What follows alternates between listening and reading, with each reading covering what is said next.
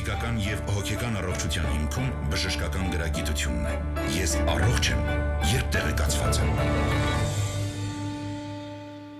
Ողջույն հարգելի ունկնդիրներ, Հանրային ռադիոյի ուղիղ եթերում ենք, ես առողջ եմ հաղորդման շրջանակում, առաջիկա 30 րոպեներին ձեզ համար կաշխատեմ ես, Լուսի Քոչարյանը, եւ հիշեցնեմ, թե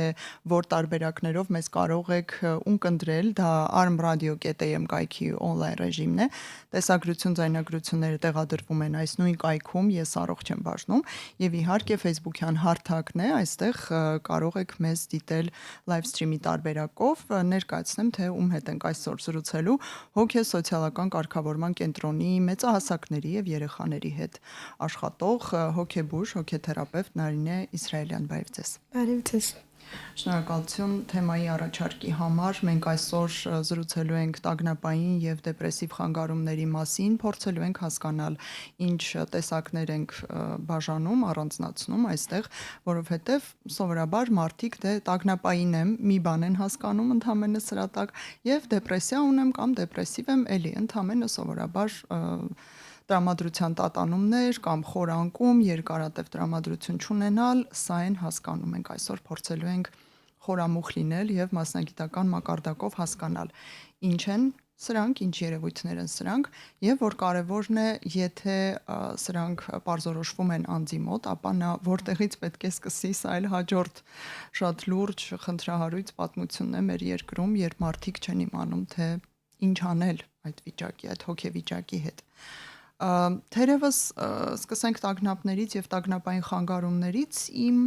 գնահատմամբ, այսպես դրանք մի քիչ ավելի թեթև են, հա, քան դեպրեսիաներն ու դեպրեսիվ խանգարումները, թե ես սխալվում եմ, արդեն դուք կասեք։ Շատ բարի, ես էլ եմ շնորհակալ, հնարավորության համար խոսելու այս երկու շատ կարևոր խնդիրների, պաթոլոգիաների մասին։ Դուք շատ ճիշտ նշեցիք, հա, մեր ազգաբնակչության շրջանում երբեմն ինֆորմացիայի պակասի հետևանքով, երբեմն նաև մի փոքր այն առումով, որ մենք շատ ենք լսում կողքի մարդկանց, ով ինչ խորհուրդ տվեց, հա, հարազատներին, բարեկամներին եւ ոչ պրոֆեսիոնալներին, ստացվում է երկու այսպես հակասական մոտեցումներ տվյալ խնդրի վերաբերյալ, եւ մի կողմից չափազանցեցնում են այդ ախտորոշումը եւ ինչպես դուք նշեցիք, մի փոքր վատ տրամադրությունը կամ մի փոքր ներքին անհանգստությունը վերագրում են որպես դեպրեսիայի, երբեմն նաեւ ինքնաբուժումներ են սկսում կազմակերպել կամ դիմել այս կամ այն ոչ ճիշտ մասնագետների, հա, այլ մասնագետների, ոչ հոգեբուժների կամ հոգեբանների եւ մյուս կողմից էլ մենք ունենք մեկ այլ խնդիր, երբ որ իրոք արկա պաթոլոգիայի պայմաններում մարդիկ չեն դիմում, ցավոք սրտի դեռ գործում է այդ խարան կոչվածը, հա, ստիգմա բառը չխուսափեմ օգտագործել, որտեղ շատերը կարող են այդ բառով ճանաչել, հա, հոգեբուժի դիմելը, խտրականություն, այո, մի կողմից վախենալով, մյուս կողմից լսելով շրջապատի մարդկանց կարծիքը, որ չի օգնում, քրոնիկ է դառնում խնդիրը կամ դեղորայքային բուժումը առաջացնում է կախյալություն, հա, նման վախերի պատճառով երբեմն խուսափում են դիմելուց եւ մենք ունենում ենք խնդիր, հա, կամ չափազանցեցված կամ բաց թողնված դեպքեր, հատկապես նշեմ, որ ակտուալ է նաեւ երեխաների եւ դեռահասների շրջանում, ցավոք իրենք եւս կարող են տառապել եւ տագնապային խանգարումով եւ դեպրեսիվ եւ եթե ծնողները բաց են թողնում, սա շատ լուրջ հետևանքներ է ունենում հետագայում երեխաների անձի ձևավորման վրա եւ իրոք սա բարձրաձայնելու լուրջ թեմա է։ Նաեւ եթե չեմ սխալվում, մեր հանրությունում կա մի եւս խնդրահարույց մոտեցում, դա չհավատալն է։ Այսինքն, երբ մարդը գիտի, որ ինքն ունի արդեն զգացել է, հասկացել է, որ ինքն ունի բոլոր բնորոշ կանգատները, վարքային դրսևորումները, հոգեսոմատիկ նույնիսկ ինչ որ դրսևորումներ ցավերի եւ դիսկոմֆորտի տեսքով, կամ երեխան շատ տիպական վիճակ է նկարագրում, սովորաբար նաև չեն հավատում, որ դե լավ կանցնի ինքն իրեն, մի քիչ սպորտով զբաղվիր, մի քիչ դիետա պահիր, մի քիչ ինչ ասես, շնչառական վարժություններ, յոգայի գնա, ինչ ասես, մենք լսում ենք այնպես որ այստեղ չհավատալու եւ լուրջ չվերաբերվելու խնդիր ունենք, մասնագետին լուրջ չվերաբերվելու, այո, այս ոլորտում հոգեբուժության, հոգեբանության ոլորտում այդ խնդիրը դեռ կա։ չվստահելու, չհավատալու, նաև կա կարծիք, որը թյուր կարծիք է, որ հոգեկան պաթոլոգիաները, խնդիրները կամ հիվանդությունները չեն բուժվում, այսպիսի մոտեցում էլ կան, այո, միևնույն է դրանք չեն բուժվում, չեն անցնում, հետևաբար իմաստ չունի այդքան չարչարվել եւ դիմել մասնագետի, դա թյուր կարծիք է, որովհետեւ մենք ունենք շատ խնդիրներ, որոնք իրոք լուծելի են եւ կարելի է ժամանակին դիմելու եւ ճիշտ օգնության պայմաններում շատ լավ արդյունք ստանալ եւ օգնել բարձրացնել մարդկանց կյանքի որակը։ Իդեպ դիմելու վերաբերյալ հոգեսոցիալական կարգավորման կենտրոնի մասնագետի ենք մենք հյուրընկալել այսօր եւ այստեղ կարելի է դիմել փաստորեն եւ հոգեբանական եւ սոցիալական, հոգեսոցիալական որոշ օգնություն ստանալու համար ճիշտ ենք պատկերացնում կենտրոնի մասին։ Կենտրոնը ունի հոգեբուժներ եւ մեծահասակների եւ երեխաների դեռահասների հետ աշխատող հոգեբուժ հոգեթերապևտներ եւ նաեւ առանձին աշխատող հոգեբաններ, սոցիալական օգնություն է ցուցաբերվում։ Քանի տարի կա արդեն կենտրոնը, ինչ պատմություն ունի։ Կենտրոնը գործում է վաղուց 10 եւ ավել ու այլ տեղում է տեղակայված եղել, ներկայումս տեղակայված են Ալբանդյան 47 հասցեում եւ բավականին երկար տարիների փորձ ունի եւ նաեւ կազմակերպչական հարցերում մեծ դիմող բուժառուներին օգնելու, ուղղորդելու սոցիալական խնդիրներ լուծելու, ինչպես նաև մենք գործունեություն ենք ծավալում նաև մարզերում եւ անվճար բուժօգնություն ենք ցուցաբերում Ջերմուկում, Գորիսում, ժամանակաժամանակ մեր մասնագետները այցելում են դիմողներին Վարդենիսում, այո, ունենք նաև Facebook-յան էջ, այո, եւ նման ծրագրեր շատ է իրականացնում կենտրոնը, ինչպես նաև զինծառայողներին, նրանց ընտանիքներին օգնելու, անվճար օգնելու։ Քանի որ կա նաև անվճար օգնություն ստանալու տարբերակ այս կենտրոնում եւ դրա մասնաճյուղերում, ես անպայման հնչեցնեմ հեռախոսահամարները, որով կարող եք կապվել, չէ, մոտավոր խորհրդատվություն ստանալ, հասկանալ, այստեղ կարող են ձեզ օգնել թե ոչ, կարող եք անվճար կոնսուլտացիա ստանալ թե ոչ, դրանք են 099 544 477 եւ նույն հեռախոսահամարը 010 նիշերով սկզբում որպես քաղաքային հեռախոսահամար մենք անցնենք մեր տագնապային խանգարումներին, այստեղ հասկանանք թե ամենատարածված տեսակները, եթե դա ունի տեսակներ եւ տագնապն ու տագնապային խանգարումը մեկը ու միակն ու անկրկնելին չէ, ապա ինչ տեսակներ հիմնականում կարող ենք հանդիպել։ Այո, ես նշեմ ամենահաճախ հանդիպող տարբերակները, դրանք առանձնացնում ենք խոճապային խանգարումներ, տագնապային գրոհների ձևով ընթացող եւ ընդհանրացված տագնապային խանգարում, այս երկու հիմնական ձևերի մասին կխոսեմ։ Խոճապային խանգարումների ժամանակ դրսևորվում է ինքը տագնապային գրոհների ձևով, այսինքն այս գրոհները առաջանում են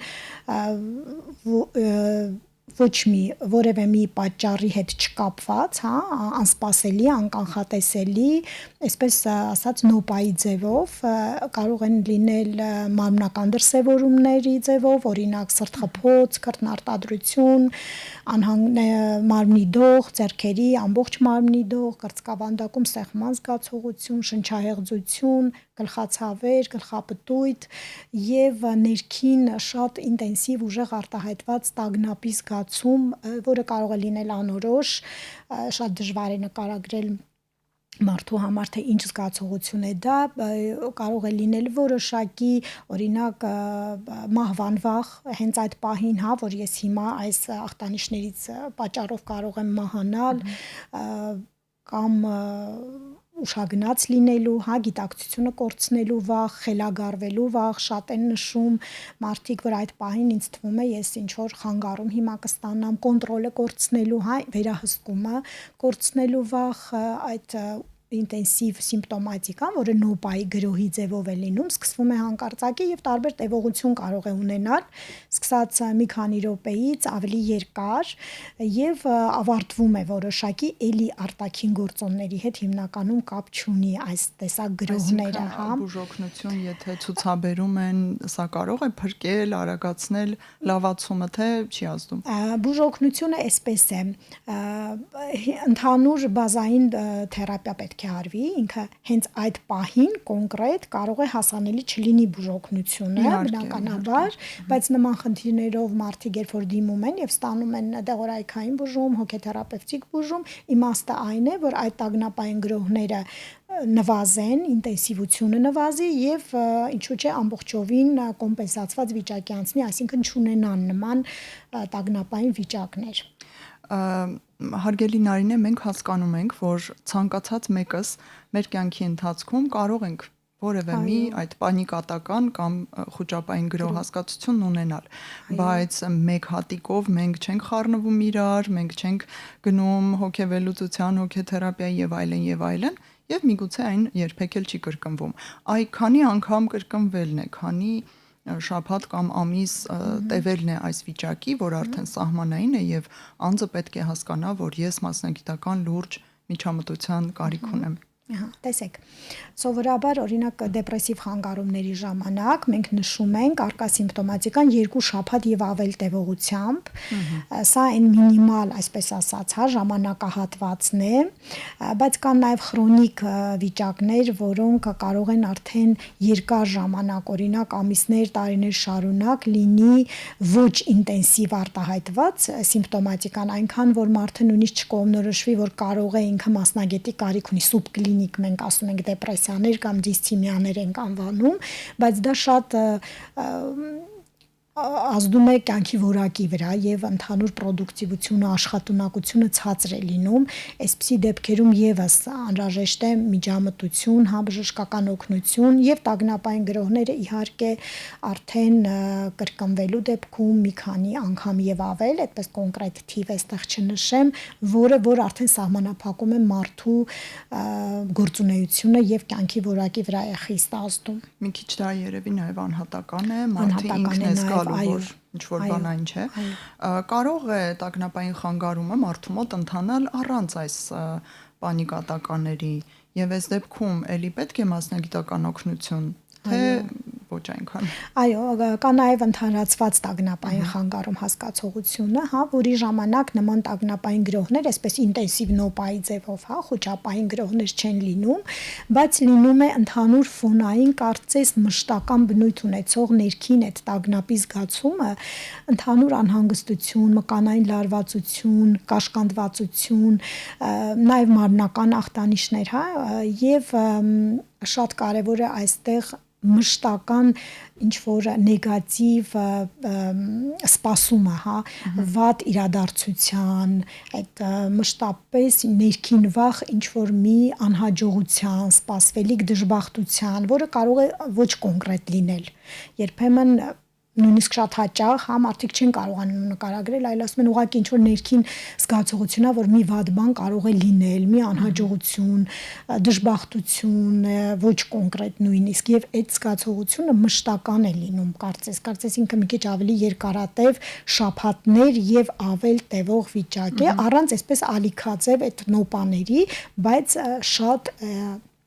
լուրջ խնդիր է եւ իհարկե կյանքի որակի վրա խիստ ազդեցություն ունի։ Պետք է դիմել, մշտական սեղմվածության եւ մթության մեջ է պահում, փաստացի քնի խանգարումներով, ու չի կարող չազդել կյանքի որակի վրա։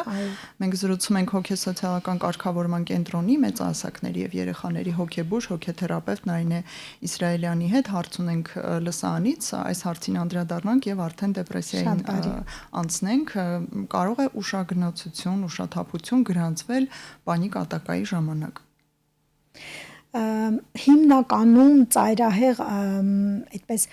եթե բժշկական տեսակետից նկարագրենք, դա գիտակցության այդպես կորուստ պայմանավորված այն խնդիրները, որոնք իրոք բերում են գիտակցության կորստի, ասենք էպիլեպսիայի նոպան կամ գլխուղեղում օջախների արկայություն, ուռուցքներ, կիստաներ, այդ ուշագնացությունը չի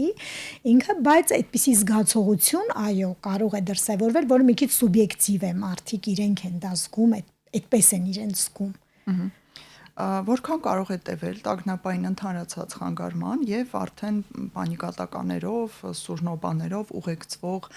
խնդրի հաղթահարումը հոգեբուժ, հոգեթերապևտի հետ եւ առհասարակ պետք է այստեղ հոգեբուժի դիմել միանգամից, ով իրավունք ունի նաև չէ դեղորայք նշանակելու, բժշկական ինչ-որ միջամտություններ առաջարկելու եւ թե հոգեբան, հոգեթերապևտի, ով միայն խոսքային որևէ մեթոդիկայով սկզբունք է ընտրելու ու աշխատի։ Սա ով է որոշում, ինչպես ընտրի անձը։ Շատ լավ հարց է, այո, շատ ակտուալ։ Տեսեք, տևողությունը բուժման, բուժական գործընթացի, թե դեղորայքային, թե թերապևտիկ, հոգեթերապիանի նկատի ունեմ,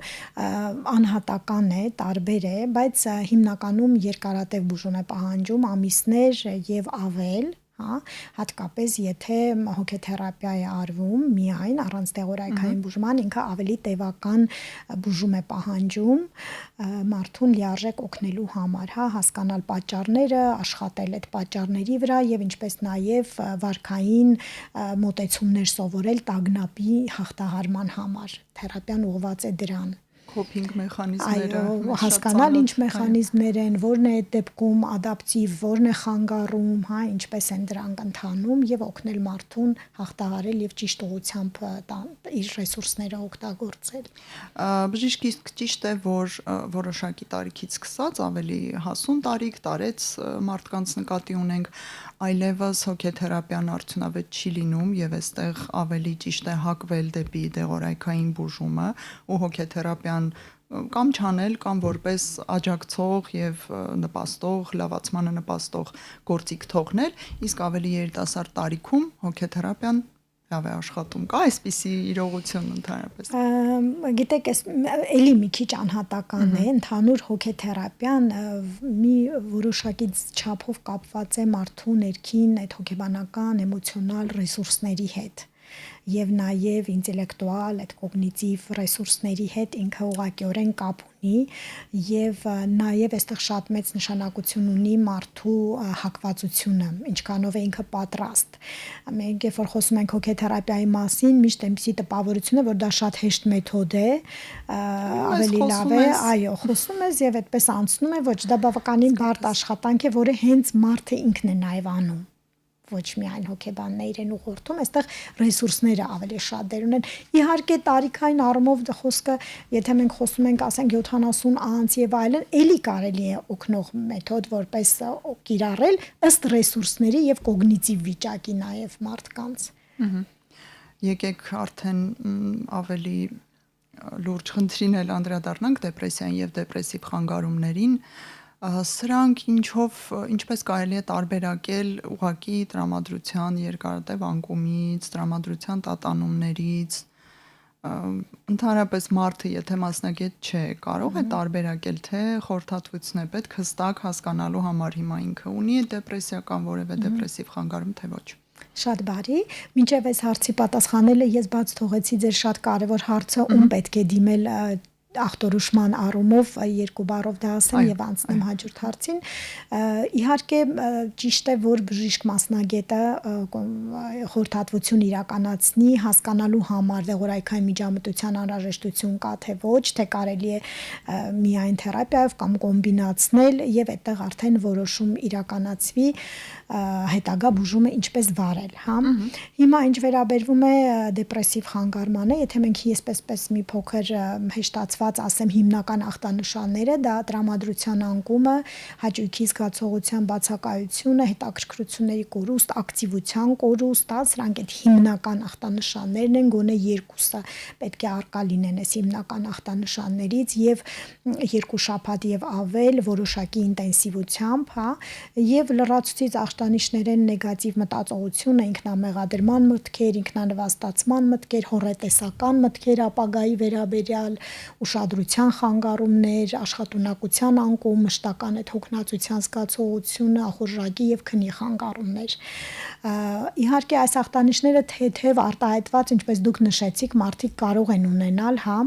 բոլորս միշտ պետք է նայել արտահայտվածության աստիճանին, տևողությանը եւ ինչքանով են դրանք մարդու սոցիալական ադապտացիան խանգարում, այսինքն մարդու գործունեությունը արդեն դեզադապտիվ է դառնում, ինքը կարող է չկարողանալ կատարել իր սովորական առօրյա գործառույթները այս խնդիրների պատճառով։ Դա արդեն համարվում է բավականին ինտենսիվ եւ սովորական տրամադրության անկում լինել չի կարող, որը կարճատև է սովորաբար եւ մարդը հաղթահարում է ինքնուրույն։ Սովորաբար նաև էլի նկարագրում եմ, որ այդ շրջանում ես չէի կարողանում նույնիսկ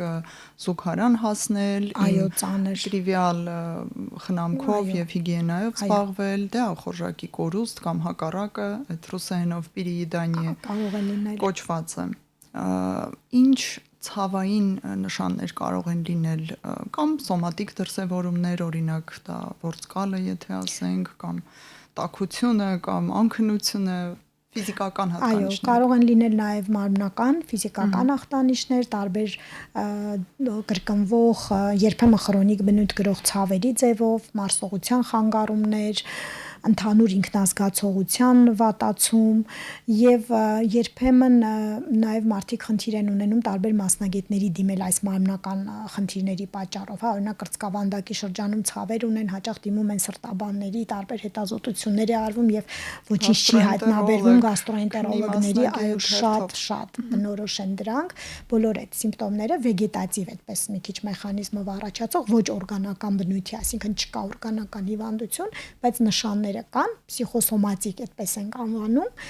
եւ դրա խորքում, հիմքում կարող են կաց լինել այո այս հուզական խանգարումը։ Ինչ խնդիր եք դուք տեսնում Հայաստանում ձեր բժշկական հանրույթում կամ հոգեթերապևտների հատվածում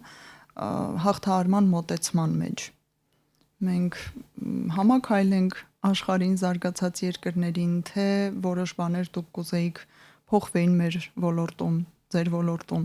քանի որ հատկապես այս հարցը արդիական է ձեզ ուղղել, դուք նշեցիք եթերից առաջ, որ տարիներ շարունակ մասնագիտական գործունեություն եք ծավալել եվրոպական երկրում եւ կարող ենք այստեղ նաեւ ձեր օգնությամբ համատականներ անցկացնել։ Ինչպես են տագնապային խանգարումն ու դեպրեսիան սկսում հաղթահարվել մեր երկրում եւ ինչ կփոխեիք այստեղ, ինչ կառաջարկեիք, որն է գրագետ։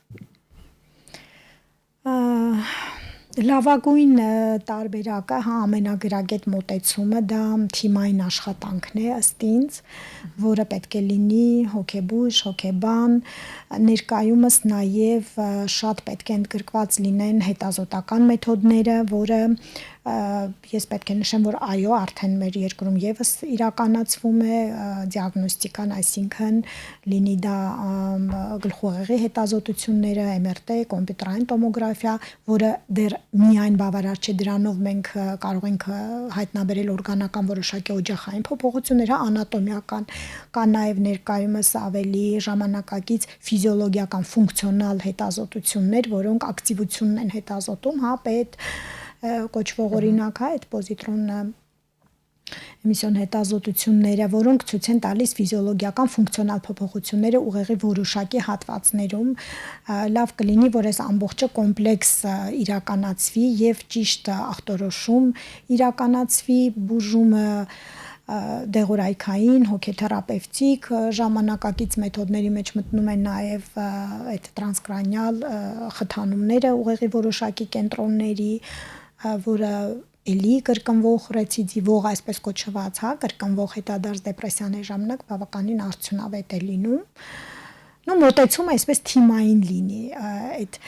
շատ լավագույն աշխատելաձևը դա է, որ հոգեբանները չասեն, օրինակ դեղորայքը պետք է հանել, սխալ է նշանակված, հոգեբույժը չմտածի, որ այստեղ միայն դեղորայքային միջամտություն է, եթե կարելի է նաև հոգեթերապևտիկը ներգրավել եւ օգնել կոմպլեքս եւ հետազոտությունները իրականացնել, կուրորեն չտանել բուժումը, որովհետեւ արդեն մենք այն ժամանակաշրջանում ենք, որ կան դիագնոստիկ լավ մեթոդներ, օրգանական պաթոլոգիաները պետք է հերքվեն անպայման։ Մենք խոսում ենք թերևս գործիքային հետազոտությունների մասին, հա, ԿՏ, պետ-ԿՏ, MRT եւ այլն։ Իսկ ով է նշանակելու, ով է այս ցուցումը հասկանալու, որ այն կա եւ ինչ որ բան կարող է բարձրորոշ դարձնել։ Հոգեբույժը նյարդաբանները կարող են նաեւ խնդիր տեսնել եւ ուղղորդել հետազոտման, ուղղորդել հոգեբուժական նաեւ ծառայություններ կարող են ուղղորդել։ Ինչ որ վիճակագրություն կա մոտավոր թեկուզ աշխարհում, թե ինչ է պարզվում գործիքային հետազոտությունների արդյունքում։ Օրինակ հաստատվում է դեպրեսիան, թե հերքվում է, որ գիտեք նշանները նույնն են, բայց այստեղ դեպրեսիա իրականում չկա, մենք ունենք բոլորովին այլ օրգանական հիվանդություն կամ դիսֆունկցիա։ օգնում են այս ամենը։ Օգնում են օրգանական պաթոլոգիաների դեպքում, գիտեք ինչն է շատ կարևոր, որ եթե օրգանական խնդիր կա, այստեղ արդեն բուժական մոտեցումներն են փոխվում։ Դրա համար է շատ կարևոր, շատ չի իհարկե, գիտեք ինչու, որովհետև եթե անատոմիական լուրջ փոփոխություններ են լինում, իրենք ուրիշ ախտանշաններ են տալիս, որոնք օջախային ախտանշաններ, եթե օջախային փոփոխությունների մասին է խոսքը, եթե միայն ֆունկցիոնալ ակտիվության հետ կապած փոփոխություններ են նեյրոմեդիատորների, նրանց ռեցեպտորների, այո, այստեղ դիագնոստիկան, այդ պետ հետազոտությունները օրինակ, կարևոր են կենտրոնները, օջախները հասկանալու համար, որտեղ կարելի է օրինակ միջամտել այդ ստիմուլյացիայի միջոցով։ Սա է կարևոր։ Սա շատ ավելի ակտուալ է, այո։ Հուսանք այս մշակույթը իսկապես կներմուծվի, վերջնականապես կհաստատվի մեր երկրում, որովհետև ցավոք սրտի ես էլ շատ եմ աշխատում լսարանի հետ, որպես բժշկական ոլորտի լրագրող ու հաղորդավար, հիմնականում վարում է հոգեբուժը, հիմնականում դեղորայքով պլյուս մաքսիմում հոգեթերապիա։ Այլ հետազոտությունների նշանակում եւ այլ պրպտումներ ես չեմ լսել եւ չեմ հանդիպել ու չեմ տեսել։ Ուրախ կլինեմ, եթե եւս մի գործիքակազմ ավելանա այստեղ։ Խոսենք նաեւ վերջին 5 րոպեներին դեռահասների մոտ դեպրեսիայի առանձնահատկություններին, այնպիսի յուրահատկություններ, որ դուք կնշեք ի տարբերություն օրինակ չափահաս մեծահասակ մարդկանց, որտեղ պետք է զգույշ լինել, որտեղ պետք է սուիցիդալ օրինակ միտումներ, հակումներ նկատել, ինչ կասեք։ Այո,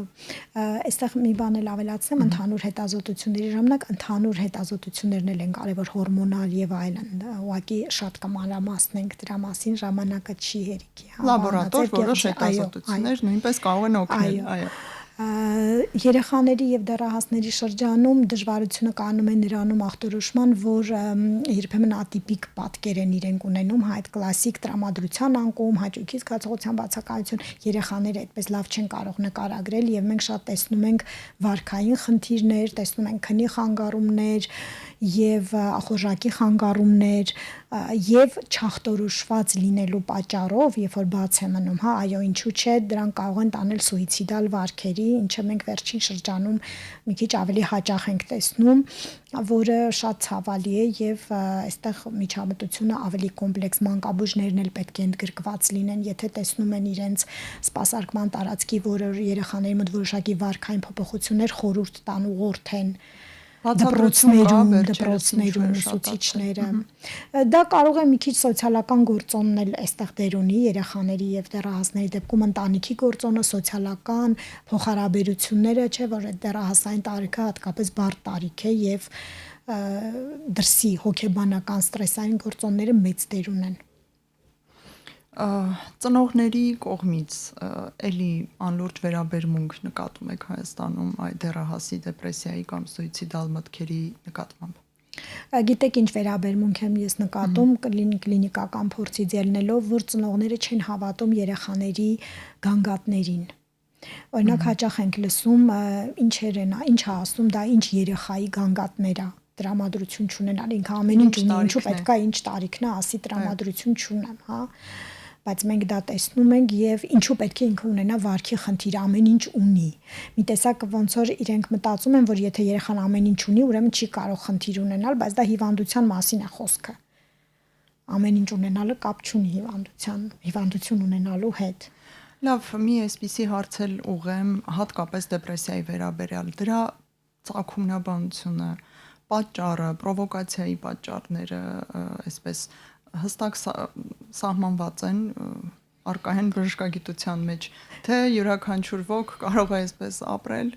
եւ մի օր հանդիպել ինքն էլ չիմանալով թե որտեղից հայտնվեց, ինչու հայտնվեց, դա ժառանգական էր եւ պետք է այնուամենայնիվ դրսեւորվեր, թե կարելի էր խուսափել, ինչ կասեք։ Տեսեք, կան եւ էկզոգեն, այսպես ենք մենք ասում, էնդոգեն գործոններ, հա, ներքին գործոններ, որտեղ ժառանգականությունը դեր ունի, այո, ընտանեկան պատմությունը ունեցել են իրենց ընտանիքում դեպրեսիվ խանգարումներ, այստեղ հիմնականում գերակշռող է այդ մոնոամինային հիպոթեզը, այսինքն այդ սերոտոնին, ադրենալին, դոֆամին, այդ մեդիատորների խանգարումը, դրանց ռեցեպտորների գործունեության խանգարումը եւ էկզոգեն գործոնների իհարկե դեր ունեն սոցիալական, իրավիճակային, հոգեբանական, ստրեսային գործոնները, դրանք եւս շատ մեծ ազդեցություն ունեն հիվանդության զարգացման մեջ։ Լավ, շնորհակալություն, հագեցած էր եթերը, իհարկե սրանք շատ ընդարձակ թեմաներ են, բայց ես հույս ունեմ մենք ունկնդիրների համար հասցրինք ամենակարևորը, ինչ պետք է իմանալ տագնապային խանգարումների եւ դեպրեսիաների վերաբերյալ, կարողացանք մատուցել։ Մենք զրուցում էինք հոգեսոցիալական կարգավորման կենտրոնի մեծահասակների եւ երեխաների հոգեբուժ, հոգեթերապևտ Նարինե Իսրայելյանի հետ։ Հիշեք կենտրոնի հեռախոսահամարները 099 54 44 77 անհրաժեշտության դեպքում կապ հաստատեք։ Ձեզ համար աշխատեց Լուսի Քոչարյանը, ցտեսություն բոլորին։ Ես առողջ եմ, երբ տեղեկացված եմ։